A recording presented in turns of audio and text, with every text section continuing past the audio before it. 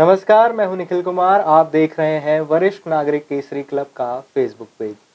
वरिष्ठ नागरिक केसरी क्लब जो कि एक बड़ा वटवृक्ष था और अब 17 वर्ष हो चुका है और 18वें वर्ष में अपना प्रवेश कर चुका है। उसकी शाखाएं, उसकी ब्रांचेस और उसकी जो पल्लव है और जो उनकी एक कहते हैं कि बर्ड्स हैं, जो उनके मेंबर्स हैं, उनसे हम बातचीत कर रहे हैं, उनके अनुभव जान रहे हैं, उनके अभी तक का क्या किस्से कहानियां हैं ये हम जान रहे हैं। इसी कड़ी में आज हमारी खास मेहमान है उषा शाही जी, जिनसे हम आज बातचीत करेंगे। उनसे उनकी किस्से जानेंगे, उनकी कहानियां जानेंगे, अब तक का कैसा रहा है उनका पंजाब केसरी के साथ सफ़र, वरिष्ठ नागरिक केसरी क्लब के साथ सफ़र। मैम, आपका स्वागत है वरिष्ठ नागरिक केसरी क्लब में। सबसे पहले मैं किरण चोपड़ा जी को प्यार भरा नमस्कार, जिन्होंने ये हमें मंच दिया, और अपने सारे सहयोगियों को, कलीग्स को प्यार भरा नमस्कार जी। मैम, कब से जुड़ना हुआ था आपका यहाँ? मैं 2013 से जुड़ी हुई हूँ। मैं पहले टीचिंग जॉब में थी, वहाँ से मैं रिटायर होकर इंश्योरेंस कंपनी में काम कर रही थी, आज भी कर रही हूँ। और मेरी एक फ्रेंड थी वहाँ, और हर बुधवार छुट्टी लेती थी। मैं बोलती थी तू कहाँ जा रही है, वो बता नहीं रही थी जी। एक दिन मैंने इंसिस्ट किया, मैं कहाँ जा रही है, कह रही पंजाब केसरी में ऐसे कुछ काम है। मैंने कहा नहीं, मुझे आज बता। तो मैं पंजाब केसरी को तो बहुत पसंद करती हूँ। मैंने जैसे बताया कि एक दिन लेट आता था न्यूज़पेपर, तो मैं लेती थी रोज और पढ़ती थी, खासकर राशिफल देखते थे, चुटकुले देखते थे, बहुत अच्छा लगता था। तो जैसे मैं उसके साथ पंजाब केसरी में आई तो मुझे बहुत अच्छा लगा। तो पंजाब केसरी से आप बहुत पहले से जुड़े थे और वरिष्ठ नागरिक केसरी क्लब के साथ आप 2012 या 13 से जुड़े हैं? हाँ जी, 13 से। हाँ जी।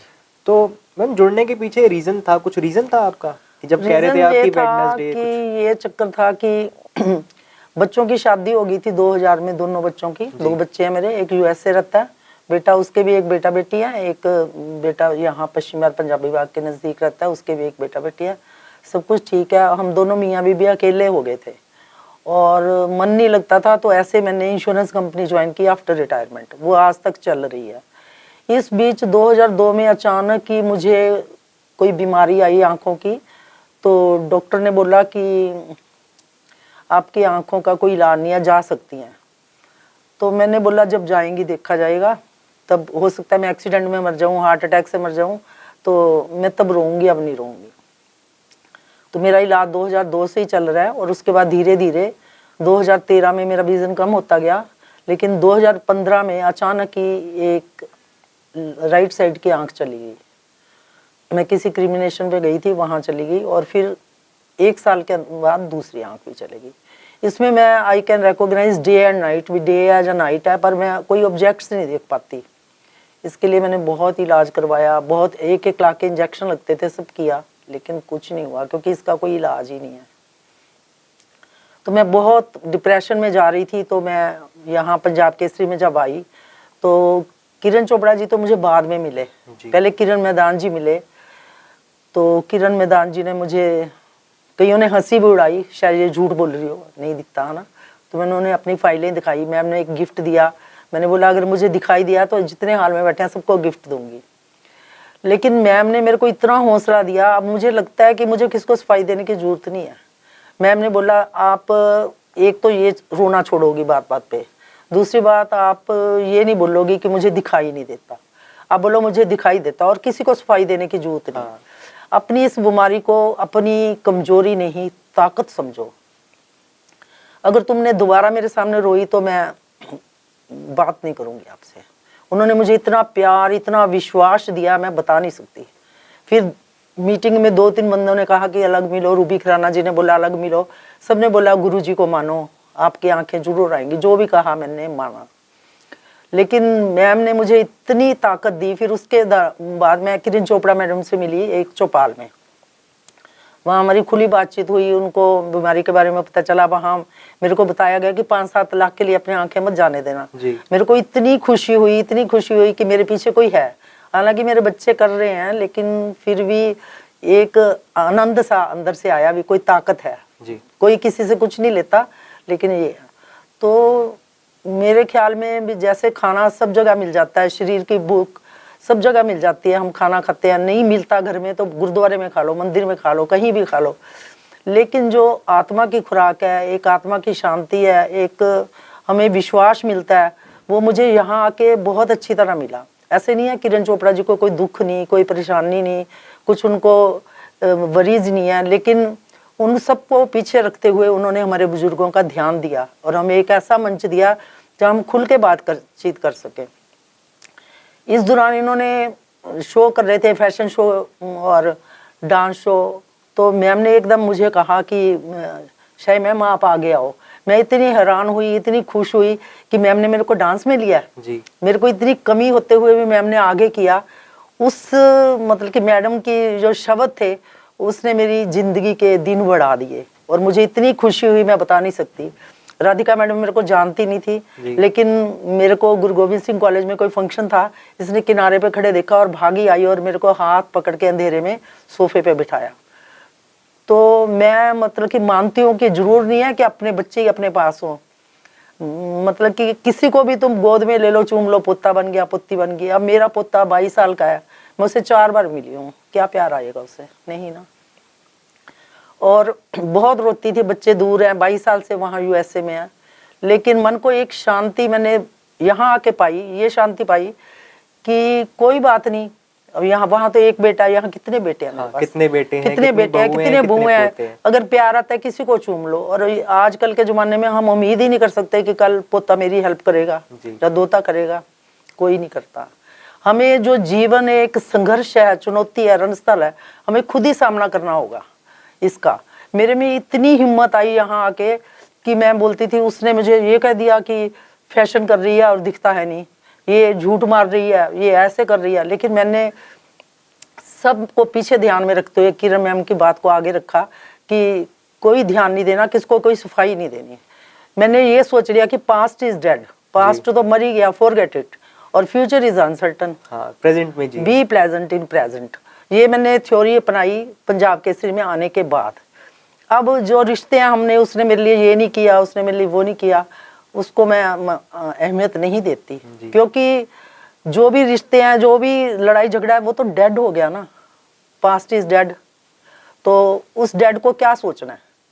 मरे हुए बंदे जब हम मर जाते हैं तो कोई भी मतलब उसको बुरा नहीं कहता, मेरे ख्याल में सब मरने के बाद बोलते हैं बहुत अच्छी थी, बहुत ऐसा था।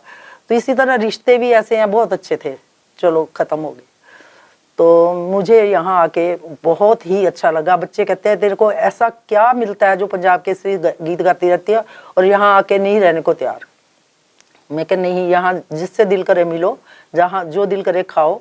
मुझे पंजाब केसरी में अगर मुझे मौका मिला तो अगर हम पार्टनर एक रह गया तो हम पंजाब केसरी में जो मैम बनाएगी ओल्ड एज होम, मैं तो वहीं रहना प्रेफर करूँगी। मैम जब जैसे वेडनेसडे आप कह रहे थे मीटिंग होती है, आप अपने फ्रेंड से भी बात कर रहे थे, 2015 के बाद आपको बिल्कुल दिखना बंद हो गया था। हाँ जी, हाँ जी। तो फिर मीटिंग में आप किस तरह की एक्टिविटीज करते थे? मीटिंग में जब हम आते थे तो मैम ना मतलब कि जैसे मैं फर्स्ट डे आई तो एक घड़ा रखा, उसमें पर्चियां थी जी। तो मेरी फ्रेंड कहती है पर्ची आएगी, मैं क्या, मैं तो आज ही ज्वाइन किया, मेरे को पर्ची थोड़ी आएगी। तो बाई चांस मेरी निकल आई, तो उसमें मैंने 2 शब्द बोले। मेरे को कांप रही थी, मैं कभी गई नहीं थी वहां स्टेज पे। दुख आते हैं, सुख आते हैं, सुख दुख में हम मस्त रहते हैं, हम मस्त रहते हैं। मैंने बोला कभी रिश्तेदारों से मान मिलता है, कभी अपमान मिलता है। मान मिला जी भर भर के, अपमान मिला जी भर भर के, इस मान अपमान के खेल में हम मस्त रहते हैं हम। ये मैंने 2 लाइनें बोली। फिर उसके बाद कोरोना में आया है ना जी। जी हाँ जी। कोरोना में मैम ने बोला भी तुमने मन की बात करनी है और डांस शो करना है। तो मैंने मैम को बोला मैं बहुत बीमार हूँ, मेरे 680 ये शुगर होगी, मेरे को डॉक्टर ने जवाब दे दिया। मैम ने बोला नहीं कुछ तो करना है। फिर मैंने 4 लाइनें वहाँ भी बोली और वीडियो बना के भेजी हॉस्पिटल से। जिंदगी हर कदम एक नई जंग है, जीत जाएंगे हम, जीत जाएंगे हम, अगर तू संग है, अभी परमात्मा संग है। तो ये मैंने शब्द बोले। और हम बात पे वेबिनार करते थे मैम, मैं सारे अटेंड करती थी और सब सुनती थी, कभी डॉक्टर्स का, कभी मैडम का। तो मुझे ये नहीं समझ आता कि कैसे इनके दिल में इतने इतने ख्याल आते हैं भी हमने बच्चों बुजुर्गों के लिए ये करना है, वो करना है, वो करना है। हम अपने कामों से ही हमें फुर्सत नहीं है। मैम सबके बारे में, इतनी दुनिया के बारे में सोचती है और अपने सब दुख को पीछे छोड़ते हुए मुस्कुराते हुए सबका अच्छी तरह स्वागत करते हैं। मैम कोविड में हर कोई फिजिकल रिस्पॉन्सिबिलिटी तो अपनी निभा रहा था, फिजिकल लोगों की हेल्प कर रहे थे, खाना खिला रहे थे, पैसे डोनेट कर रहे थे, लेकिन वरिष्ठ नागरिक केसरी क्लब ने एक मेंटल हेल्प की है। लोग डिप्रेशन में जा रहे थे थोड़े से, तो वो आपने क्या क्या किया था उसमें फिर? मैंने ऐसा तो कुछ नहीं किया, हमें तो वो घर से ही बाहर नहीं निकलने देते थे। मैंने कोविड के दौरान 2.5 महीने पंजाब में अपनी मौसी के घर फंस गई, किसी तरीके से आ नहीं सकी, लेकिन 2.5 महीने के बाद मैं ट्रक में छुप के आई और यहाँ आके मुझे फिर मैं मतलब पता चला पंजाब के सब बंद है, इवन नेबर भी मतलब कि बातचीत नहीं करते थे उस टाइम। हाँ, उस टाइम कोई, और हमें भी घर से बाहर नहीं जाने देते थे। लेकिन मैम ऑनलाइन एक्टिविटी करती थी, वो उसमें हम सब इंटरेस्ट लेते थे, सुनते थे, बात करते थे, जो भी मन की बात है वो भी मैंने एक भेजा इनको। और जब डांस शो था तो मैंने बताया मैं बीमार हो गई थी, तो मैंने वो वीडियो बना के छोटी सी भेजी थी। मैम जिस तरह की अभी तक आपने बातें बताई हैं उससे ऐसा लगा है कि आपके अंदर जब आपने वरिष्ठ नागरिक केसरी क्लब ज्वाइन किया था तो आपके अंदर एक नई एनर्जी आ गई थी, न्यू लाइफ आ गई थी। तो आपको जो हमारा क्लब है उससे क्या सीखने को मिला है? मुझे यही सीखने को मिला कि हमेशा पॉजिटिव रहो जी। और हमेशा हंसते रहो और दूसरों को हंसाते रहो, किसके दुख में काम आओ, और अपना दुख कभी किसी का सामने प्रकट मत करो। ये ना करो मेरा ये दुखता है, मुझे ये दिखता नहीं, मेरा घुटना दर्द करता है, ये तो बीमारी सबको ही है, आपको अलग से नहीं है, बुढ़ापे में सबको है। पॉजिटिव रहो, हमेशा सोचो, बहू बेटों के बारे में भी सोचो, बहू को अपनी बेटी समझो, उसकी माँ बनो, और सास बहू के रिश्ते के संबंध अच्छे रखो। तो मेरे को तो बहुत अच्छा लगा। मैं कहती हूँ बुधवार हम 5 दिन से इंतजार करने लग जाते हैं, बुधवार को हमने तैयार होके जाना है। जी, काउंटडाउन चलता है। कपड़े घर में ऐसे ही पड़े होते हैं, लगता है बुधवार को तैयार होके जाएंगे जी, बहुत मजा आएगा, और खाना खाएंगे, वहाँ ये करेंगे, गप्पे मारेंगे, यहाँ योगा भी सिखाते हैं। और मैडम जो, मैं ये बोलना चाहती हूँ कि देखो किरण चोपड़ा जी तो चलाते ही हैं, वो तो उनका सब कुछ है ना, लेकिन जैसे स्कूल की एक प्रिंसिपल होती है, वो तो मैनेजमेंट में है, प्रिंसिपल होती है तो उससे स्कूल चलता है। हमारी प्रिंसिपल किरण मैदान है।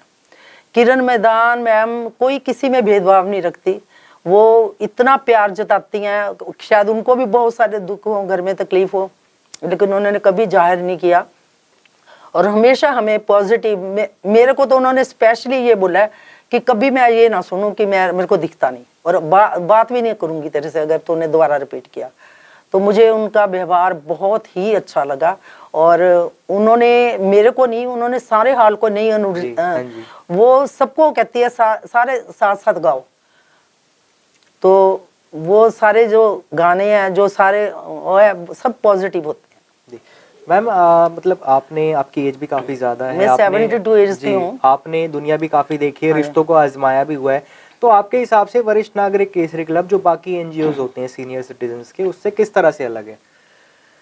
उस तरह से अलग है, वहाँ तो जो मैं एनजीओ में कभी गई नहीं, मेरी एक फ्रेंड काम करती है, लेकिन वो तो कहती है जैसे डोनेट करते हैं हम आगे डोनेट कर देते हैं, लेकिन यहाँ ऐसा नहीं है। यहाँ मतलब कि जरूरतमंदों को जैसे उसके जरूरत के हिसाब से दवाइयाँ देते हैं, खाना देते हैं, और बुजुर्गों को अडॉप्ट करते हैं। हर मतलब कि अडॉप्शन का ये नहीं मतलब कि आप घर लेके आओ, आप उनकी मतलब कि फाइनेंशियली ऐसे भी हेल्प कर सकते हो। तो उसमें तुम कोई बंदिश नहीं है, तुम कितना भी दे सकते हो, 1000 दे सकते हो, 2000, 3000, जो भी तुम अपनी कैपेसिटी है। तो कोई किसी पे वो नहीं है कि बर्डन नहीं है, तुमने अपने मन से जो काम कर सकते हो वही करो वहाँ। मैम जो आपको जब दिखना बंद हो गया था तो वरिष्ठ नागरिक केसरी क्लब ने आपको संभाला, तो उसके बाद आपका फिर एक्सपीरियंस किस तरह का, अगर मैं थोड़े शब्दों में जानूं? हाँ, तो मुझे दिखना बंद हो गया तो मुझे बहुत कुछ सुनने को मिला। ड्रेस पहनती है, दिखता होगा, ये होगा, ये होगा, लेकिन मैंने अब मन में वही बात ठान ली कि मुझे किसी को एक्सप्लेनेशन नहीं देनी। अगर कोई मेरे बारे में अच्छी सोच रखता है कि दिखता है तो ठीक है, कोई बुराई थोड़ी है, गाली थोड़ी है। और बुराइयों से दूर रहती हूँ, मुझे पता ही नहीं चलता कौन मेरे पे हंस रहा है, कौन कुछ कर रहा है। तो ठीक है, भगवान ने अब दूसरी तरफ देखो, कई बंदे बहुत स्वस्थ हैं, दिखता है, लेकिन टांग से चल नहीं पाते, कमर से नहीं चल पाते। तो मैं खा पी रही हूँ, घूम रही हूँ, हंस रही हूँ और चल सकती हूँ, तो मुझे क्या कमी है? एक आंखों की कमी है, आंखें कई लोग हैं मेरी कॉलोनी में भी, सब मेरी हेल्प करते हैं। इवन चौकीदार मेरे को गेट से बाहर भी नहीं जाने देता, और मैं एक बार किसी के साथ गलत बैठ गई थी, भाग के आया, मैडम गलत गाड़ी में बैठ गए। तो मुझे क्या चाहिए, मुझे बच्चों की कमी खलती है, बच्चे मेरे मंथली भी भेजते हैं मुझे, ऐसा कुछ नहीं है, लेकिन मैं तो अपनी तरफ से कह रही हूँ, बच्चे ये इतना पैसा भेजते हैं, हर इच्छा पूरी करते हैं, लेकिन एक कसक सी होती है प्यार की, है ना जी। तो शायद बच्चों को ये बुरा भी लगे मैं बोल रही हूँ, लेकिन वो कसक नहीं कोई समझ सकता, जो हम कमी महसूस करते हैं ना, पैसा ही सब कुछ नहीं होता, तो उससे ऊपर भी कोई चीज है, शायद बच्चे अपने टाइम में समझ पाए हमारी बात। मैम एक हमारी सोसाइटी की प्रॉब्लम होती है जो हम भी काफी फेस करते हैं हाँ जी। कि 4 लोग क्या कहेंगे, तो वो प्रॉब्लम आपने कैसे टैकल की थी? मैंने 4 लोग क्या कहेंगे, मैं मतलब कि देखो, अब हमने तैयार होके कहीं जाना है ना, ऐसे तो नहीं चले जाएंगे ना, नहीं दिखता तो खाना पीना थोड़ी छोड़ देंगे। मैं जो अंधे हैं उनकी इंटरव्यू लेती रहती हूँ, जो बोलते हैं वो कहते हैं एक तरफ से पावर, जैसे मैं अपने ऑफिस में अभी भी जाती हूँ, मैं रिजाइन किया, उन्होंने मुझे नहीं करने दिया, उन्होंने कहा कि मैम आपके कदम ही हमारे लिए बहुत अच्छे हैं, हम आपको देख के हमारे पास काफी काम आता है भी, तुम आ रहे हो, तुम कर रहे हो, अब भी मैं कर रही हूँ इंश्योरेंस कंपनी में, मैंने 200 लोगों को प्रोटेक्ट किया है। हाँ जी। अब ये है कि मेरे को मैनेजर को साथ लेके जाना पड़ता है, वो मेरी हेल्प करता है, और समझाने में मैं करती हूँ और मतलब कि लिखने में वो करता है। तो वो भी यही कहते हैं कि कोई बात नहीं, हम हैं ना तुम्हारे साथ। ऑफिस में मेरा एक मैनेजर है, लेकिन टीम में 10 मैनेजर है ना, 10 के 10 मेरी हेल्प करते हैं। वो कहते हैं निशा मैम आप हमारी माँ हो, मेरे से काफी छोटे हैं उम्र में, काफी छोटे हैं, 30-35 साल का डिफरेंस है। मैनेजर भी जो हेड है उसका भी काफी, वो भी 32 इयर्स का है। तो सब रेस्पेक्ट करते हैं, और उसी प्यार से मैं काम कर रही हूँ, कमा भी रही हूँ, अभी तक कर रही हूँ, 12 साल हो गए, और सोचती हूँ 15 साल तो पूरे कर ही दूँ, बाकी पता नहीं, God knows. Ma'am at last इस इंटरव्यू का क्वेश्चन ये होगा कि हम जैसे यंगस्टर जो हैं, जो आगे जाके सीनियर होंगे, या जो कुछ ऐसी जो स्पेशल ऐसी जो प्रॉब्लम आपको है, इस तरह के कुछ लोग होंगे, तो उनके लिए आपका क्या संदेश रहेगा? कोई छोटी सी सीख? मुझे यही सीख है कि जब तुम्हें ये प्रॉब्लम आए, मैं भी बहुत दीवारों पे टकरे मारती थी, रोती थी, अब भी रोती हूँ ना, टाइम नहीं पता चलता कितने बजे, 1 बजे, 2 बजे, 3 बजे, तो लेकिन ये तुम अपने नीचे की तरफ देखो, हॉस्पिटल जाके देखो, हमसे भी बहुत दुखी लोग हैं। मैंने तो अपने बच्चों की शादी कर ली, सब कुछ कर लिया है ना, हम कईयों के 20-20 साल बाद बच्चा पैदा हुआ, उनको ये प्रॉब्लम है, कईयों को बहुत यंग में प्रॉब्लम आई, मेरे को तो सारी एंजॉयमेंट करने के बाद आई है ना। तो जब प्रॉब्लम इतनी बड़ी आए तो तुम अपने नीचे की तरफ देखो, देखो उसकी टांगे नहीं है, वो चल नहीं पा रहा है ना, वो उसका ये बैकबोन में प्रॉब्लम है ना, उसको बहुत प्रॉब्लम है, बैक की प्रॉब्लम बहुत सीवियर होती है, तो वो बिल्कुल हिल नहीं पा रहा। तो तू तो बहुत भाग्यवान है, एक तो तेरे को इतनी आंखें मिल गई, और दूसरा ये है कि तू चल फिर रही है, खा रही है, पी रही है, हंस रही है, बोल रही है, पहन रही है, और क्या चाहिए।